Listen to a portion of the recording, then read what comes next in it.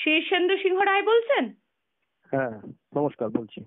নমস্কার, আমি বঙ্গ টিভি থেকে রোজিনা বলছিলাম পঙ্কজ দত্ত প্রয়াত হলেন। আপনি তো ওই দিন থানায় ছিলেন, জয়ন্ত নারায়ণ চ্যাটার্জি আর আপনি ছিলেন।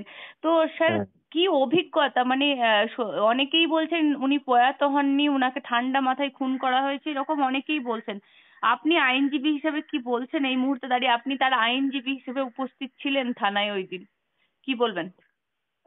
74 বছর বয়সী একজন প্রবীণ মানুষ সারা জীবন সুনামের সাথে কাজ করে যাওয়ার পর এক নিশ্চিন্ত ও শান্ত অবসর জীবনের হাতছানি যিনি ছুঁড়ে গঙ্গার জলে ভাসিয়ে দিতে পারতেন, তার নাম যে পঙ্কজ দত্ত। এটা বলবো যে অন্যায় দেখেও চুপ করে থেকে এক শান্ত ও নিস্তরঙ্গ জীবন কাটানো যে তার কাছে অভিশাপের মতো, তাই তিনি আওয়াজ তুলতেন সব অবিচারের বিরুদ্ধে। বাঙালির সান্ধ্যকালীন চায়ের আসরের সব গতিহীনতা ভেঙে চুরমার হয়ে যেত টিভির পর্দায় ওনার একের পর এক তীক্ষ্ণ অথচ বলিষ্ঠ প্রশ্নবাণে। সেই সব প্রশ্ন হারিয়ে গেল চিরকালের মতো। বারাণসীর হাসপাতালে দীর্ঘ লড়াইয়ে শেষ করে আমাদের পঙ্কজবাবু সত্যি আজকে এতটা ভাষা নেই যে পঙ্কজবাবু নেই মনে করতে পারছি না। প্রতিবাদ ও প্রতিবাদীদের জন্য সময়টা আরো কঠিন হয়ে গেল।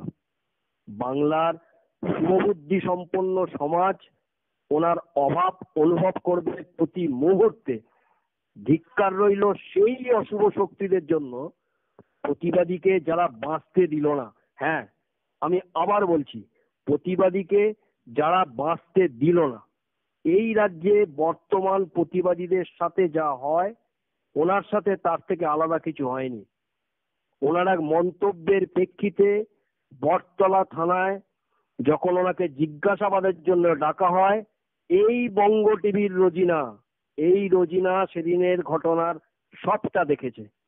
এই টিভির সামনে নিষিদ্ধ পল্লীর থেকে যারা থানার সামনে জড়ো হয়েছিলেন তারা স্বীকার করেছেন এই বঙ্গ টিভির সামনে যে থানা থেকে ফোন করে তাদেরকে আসতে বলা হয়েছিল। আমি এবং আইনজীবী জয়ন্তনারায়ণ চ্যাটার্জি পঙ্কজ বাবুর সঙ্গে আইনজীবী হিসেবে যাওয়ার সময়টি পূর্ব নির্ধারিত হওয়া সত্ত্বেও আমাদের দীর্ঘক্ষণ বসিয়ে রাখা হয়। কয়েক ঘন্টা বসে থাকার পর অবশেষে ওই থানার ওসি আসেন। 6 ঘন্টা ধরে একজন আইপিএস অফিসারকে থানায় বসিয়ে রেখে এক ফোঁটা জল বা চা, এমনকি বাথরুম পর্যন্ত করতে দেওয়া হয়নি। থানার ওসি ও তদন্তকারী অফিসার যে অন্যায় করেছেন তা ক্ষমার অযোগ্য।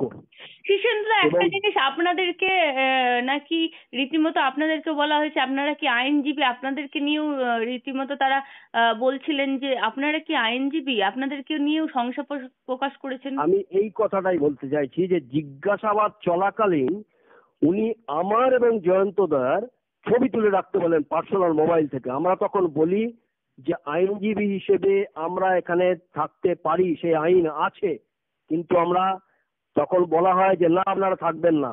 আমরা অনেক রকমের ঝামেলা করবার জন্য ফাঁদ পাতা হয়, সেই ফাঁদে আমরা পা দিইনি।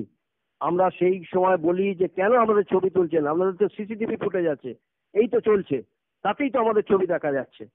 কিন্তু তাতেও উনি শোনেননি এবং সেটা আমাদের আইনজীবী হিসেবে আমাদের কাছে অত্যন্ত অপমানকর মনে হয়েছে।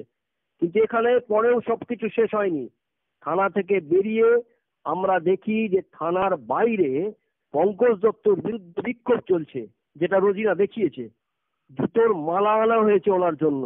আমরা হতবাক হয়ে দেখি যে প্রতিবাদ ও প্রতিবাদীর বিরুদ্ধে রাষ্ট্রযন্ত্র কিভাবে যুদ্ধ ঘোষণা করেছে।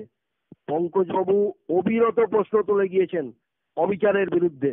সেই কারণেই কি এত প্রতিহিংসা?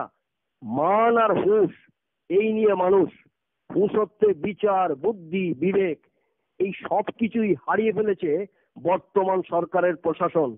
সারা জীবন সম্মানের সঙ্গে কাজ করে যাওয়া একটা মানুষের মনে এই ঘটনা যে প্রবল রেখাপাত করেছে। যাওয়ার আগের দিন পর্যন্ত যখন বেনারসে যান, আমাকে আর জয়ন্তদাকে বলছিলেন যে কিভাবে কি অপমানটা তার লেগেছে, এই নিয়ে সন্দেহের অবকাশ নেই।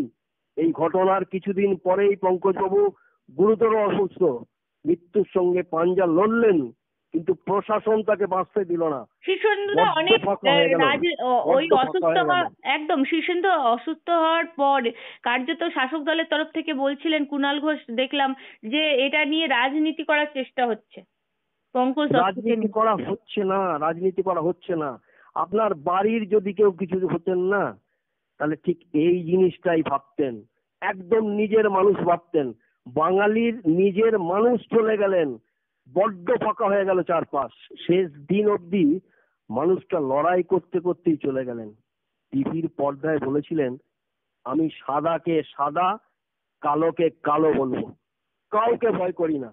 তাতে যদি আমার জীবন চলে যায়, I can mortgage my life for that. ভাবতে পারেন, কথা রাখলেন পঙ্কজ দত্ত, কিন্তু কিন্তু নিজের জীবন বন্ধক রেখে চলে গেলেন। এই বন্ধক আমরা ছাড়াতে পারবো তো?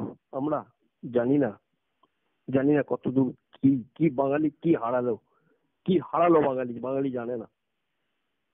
শীর্ষেন্দুদা আরেকটা জিনিস আমি জিজ্ঞাসা করবো, শেষ কথা উনি কি বলেছিলেন আপনাদের সাথে?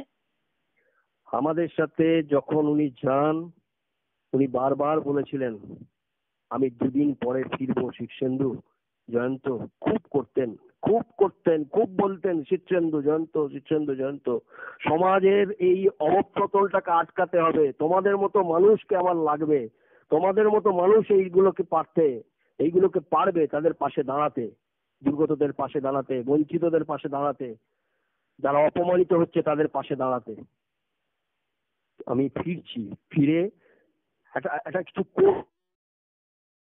তাতে তোমরা থেকো, শীর্ষেন্দু জয়ন্ত তোমরা থেকো। জানি না কানে বাজছে, কানে বাজছে। যে রক্তক্ষরণ ওনার মস্তিষ্কে হয়েছে, সেই রক্তক্ষরণ তো আসলে হয়েছে বাঙালি সমাজের। ওনার মৃত্যু তো আসলে প্রতিবাদের মৃত্যু, প্রতিবাদের মৃত্যু। এই অসম্মানিত অপমানিত হয়ে পারেননি উনি, থাকতে পারেননি। আপনাকে অসংখ্য ধন্যবাদ আমাদেরকে এতক্ষণ সময় দেওয়ার জন্য, শেয়ার করার জন্য। নমস্কার দাদা।